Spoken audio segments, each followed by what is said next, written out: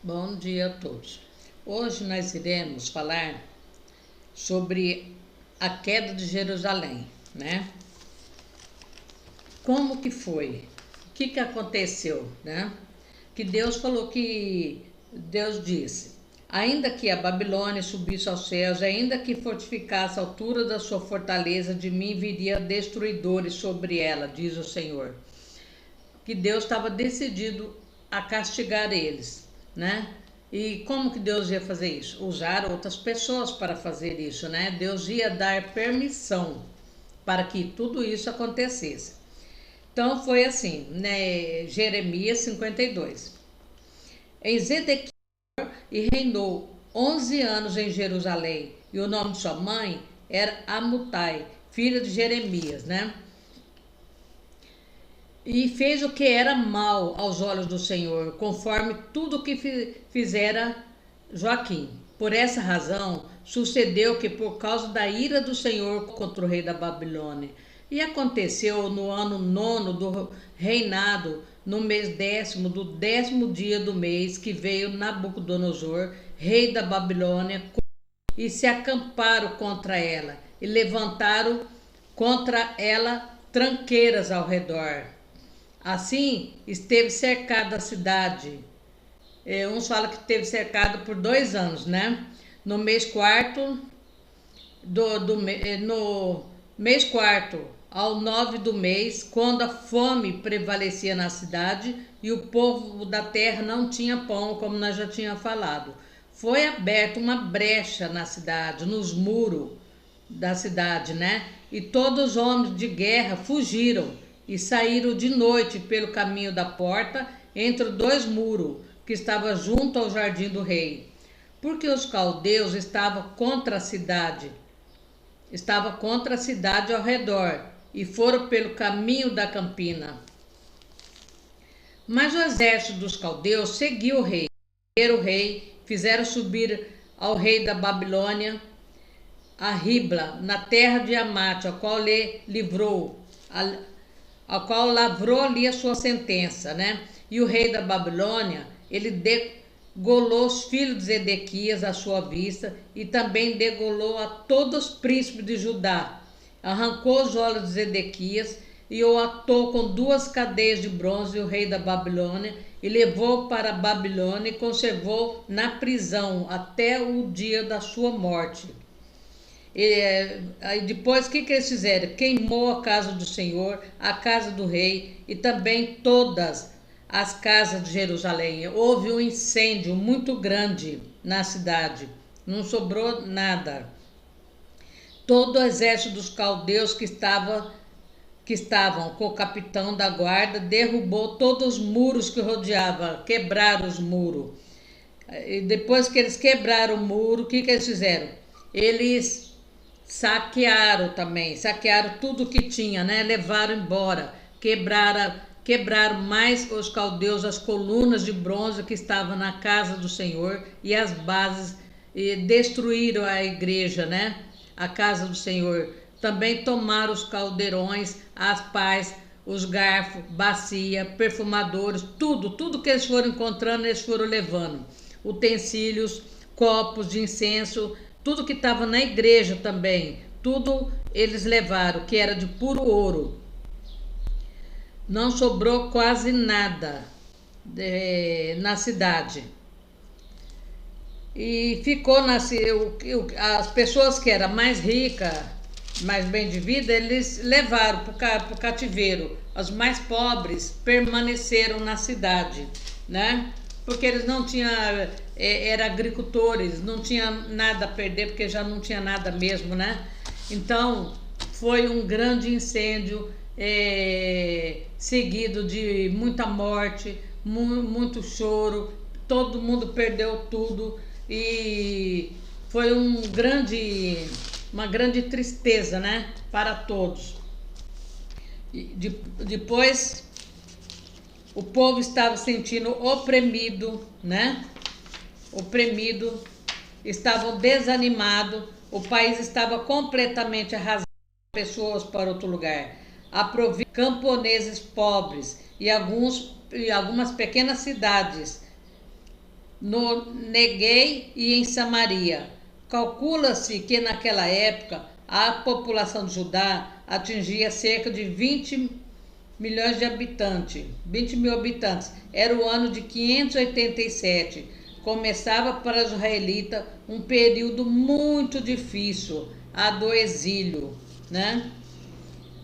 Então, já na Fenícia, a situação não havia sido tão fácil para o exército babilônico. A cidade de Tiro resistiu durante 13 anos aos assaltos das tropas estrangeiras, porém terminou rendendo-se. O Império da Babilônia havia substituído o Império dos Assírios. A Bíblia só nos menciona o período, né, durante o qual os israelitas estiveram cativos na Babilônia, de uma forma um pouco vaga, segundo eles, que efetivamente só os livros de Esdras e Neemias, de Daniel, que falam mais desse período, né? Esse período que, quando a gente vê essa palavra diáspora na Bíblia, quer dizer dispersão dos judeus para outros lugares, né? Ela não se produziu de uma só vez, mas estendeu-se por um longo período. Os judeus deportados ou fugitivos instalaram-se onde puderam e, sobretudo, onde eram aceitos, porque muita gente não aceitava eles. Alguns misturavam-se com as populações locais, enquanto outros, menos numerosos, guiados por seus profetas, agrupavam-se a fim de preservar seus costumes em terras estrangeiras. A instalação dos estrangeiros raramente era bem vista pela população locais, tendo como objetivo de se defender e perpetuar o culto a Deus. Os israelitas piedosos sentiram naturalmente a necessidade de se reunir em comunidades de interesses e ajuda mútua, enquanto os que estavam mais ou menos integrados às populações locais, adotando seus costumes, às vezes eles aceitaram os costumes de outros para ser aceito, né? Para não ser desprezado. Conseguiram de alguma forma ser aceitos. Os outros, separando-se voluntariamente do contexto ético no qual eram obrigados a viver, recusando seus costumes e continuando a praticar o seu próprio culto, foram tratados com desprezo, né? Então, gente, olha que não foi uma fase muito fácil para eles, né? Em seguida, teve grupos esparsos em pequenas comunidades judaicas que migraram e se reintegraram à terra de seus pais. Foram procurar outro lugar, né? E assim eles foram vivendo, até que Deus teve misericórdia deles e um dia de novo, né? E mais para frente a gente vai ver que isso aconteceu. E nós vamos ver que é o incansável amor de Deus por eles, né? Deus nunca desistiu deles. Jeremias, não era só Jeremias que era profeta naquela época, tinha mais também, viu, gente? Jeremias enxergou um raio de esperança em meio a toda a tristeza que teve, né? E ele rogava a Deus para ter misericórdia deles e trazê-los de volta, restaurar a cidade deles, né?